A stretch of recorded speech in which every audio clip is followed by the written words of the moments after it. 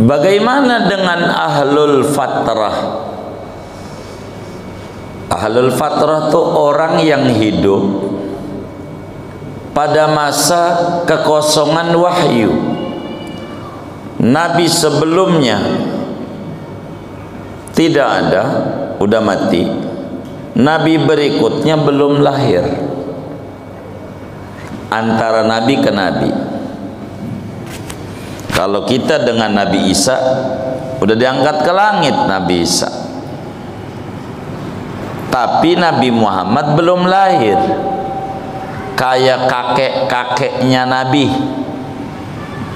Kakek-kakeknya Nabi. Orang Arab itu nabinya namanya Ismail. Nabi Ismail putra Ibrahim alaihi salam. Nabi Ismail itu nabi khusus buat orang Arab. Udah mati Nabi Ismail, tapi enggak ada nabi lagi. Enggak ada nabi lagi.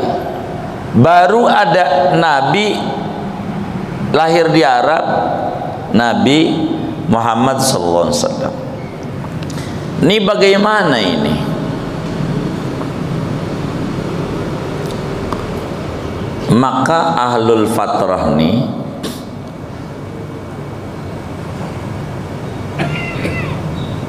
adalah kalaulah dia itu mengajak menyembah berhala dan seterusnya, Huyai bin Akhtab dan seterusnya, ini neraka. Kalau dia tidak dapat pengajaran sama sekali, seperti kakek neneknya Nabi, kan nabinya belum diutus umur 40. Abahnya Nabi mati umur 2 bulan dalam kandungan Nabi. Emaknya Nabi mati umur Nabi 6 tahun. Lah belum jadi Nabi, jadi Rasul. Apalagi Sayyidina Abdul Muttalib umur 8 tahun Nabi wafat dia. Yang kagak dapat ini namanya disebut ahlul fatrah, masa setak kekosongan wahyu. Nabi sebelumnya udah mati, jadi nggak tahu tuh ajaran kelewat lama. Nabi baru belum ada.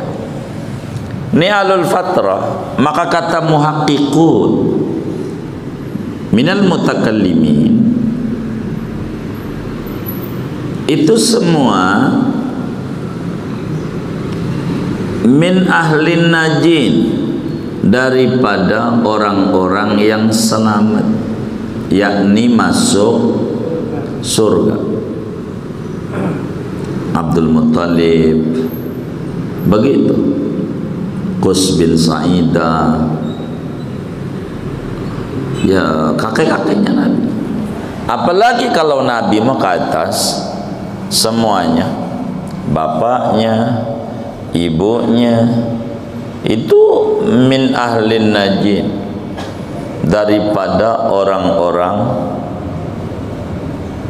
yang selamat, yakni masuk surga. Allah nyatakan dalam Al-Quran, wa taqallubaka fis sajidin, engkau ini pindah-pindah pada orang-orang yang tukang sujud sama Allah. Itu begitu. Maka alangkah berdosanya orang yang mengata bapaknya Nabi masuk neraka, emaknya Nabi masuk neraka. Dia tidak paham tentang ahlul fatrah, tidak paham tauhid. Padahal di kitab-kitab maulid itu sayang, makanya kitab maulid itu harus paham. Jadi goyang-goyang kita itu bukan karena merdunya yang baca, tapi karena ngerti apa yang di dalamnya. Wong kita berilmu haruslah diajarin, dibedah. Mau maulid apa aja, berzanji umpama, berjanji nazam. Sayyid Zainal Abidin Al-Barzanji itu bilang, wa mazala nurul Mustafa mutanaqqilan minat tayyibil atqa li tahiri ardani ila sulbi abdillahi summa li ummihi wa qad asbaha wallahi min ahli imani wa jaa li hadza fil hadithi syawahidu wa mala ilaihil jammu min ahli irfani wa mazala nurul Mustafa. Cikal bakal Nabi Muhammad terus menerus selalu pindah demi pindah dari orang-orang baik ke orang-orang baik sampai kepada abahnya Sayyidina Abdullah, sampai kepada ibundanya Sayyidatuna Aminah radhiyallahu anha. Wa qad asbaha wallahi min ahli imani. Sungguh keduanya benar-benar termasuk orang-orang mukmin yang bakalan masuk surga. Wa ja'ali hadza fil hadithi syawahidu. Banyak dalil-dalil di dalam hadis-hadis Nabi tentang abah ibunya Nabi begitu ke atas daripada orang-orang yang selamat. Dan para ulama yang ma'rifat semuanya seia sekata bahwa abah dan ibunya Nabi termasuk daripada minan najin, orang-orang yang selamat. Bahkan di dalam berjanji nadam, fa innal imam al asy'ariyya la musbitun najatahuma nassan bi muhkami qur'ani. Tokoh besar Ahlussunnah wal Jamaah Imam Abul Hasan al Asy'ari memberikan penjelasan bahwa abah ibunya Nabi termasuk ahli surga dengan nas Al-Quran, wa ma kunna mu'adzibina hatta nab'asa rasula.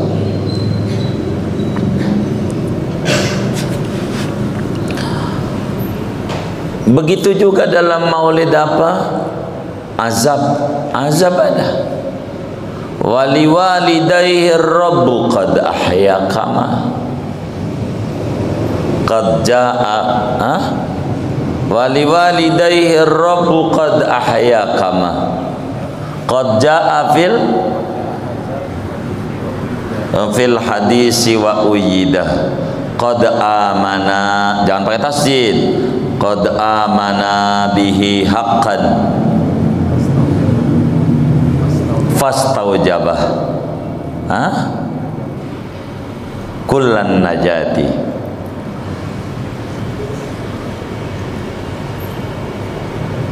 Maka ayah ibunya Nabi itu fastaujabah kullan najati, berhak segenap keselamatan, masuk surga. Banyaklah itu, saya kurang begitu hafal azab gitu. Jadi keliru, dia min ahlil fatrah, selamat semuanya, ahli surga. Abahnya Nabi, ibunya Nabi daripada ahli surga. Begitu.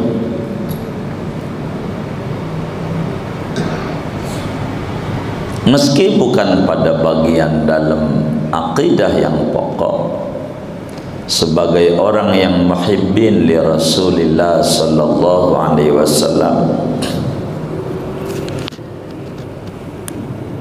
kita kudu tanemin keyakinan yang kuat. Bahkan Syekh Nawawi Al-Bantani di dalam kitab ini juga syarah nazam Barzanji Targhibul Mushtaqin. Disuruhlah kita kalau pengen rizkinya berlimpah untuk membaca astaghfirullah li abawai rasulillah, astaghfirullah li abawai rasulillah, sebagai keyakinan yang kuat bahwa abah dan ibunya Nabi begitu, datuk-datuk beliau termasuk daripada ahlul iman, ahlun najat, bakal dapetin surganya Allah Subhanahu wa ta'ala. Mana mungkin Allah Subhanahu wa ta'ala meridhoi kita umatnya, maknya bukan, babanya bukan, kita surga. Masa mak baba Nabi neraka, mak baba kita aja nggak mau, kita yang umatnya Nabi. Wahasya ilahul arsy an yardo janabu liwalidayil mukhtari ru'yatani rani. Amat sangat mustahil Allah Subhanahu wa ta'ala meridhai bagi ayah bundanya Nabi masuk neraka. Sulit. Tapi boleh saja orang gitu, orang tapi dia menyakiti Rasulullah. Ini bapak kita aja nih enggak benar hidupnya, tukang mabok umpamanya, walayyadubillah, enggak benar, mati dia. Lalu kita ada yang bilang bapak ibu lu nih neraka, kita kira-kira gira apa marah? Ya Allah, apalagi Rasulullah. Bagaimana kalau Rasulullah marah sama kita? Ya udah alamat, itu mah alamat begitu.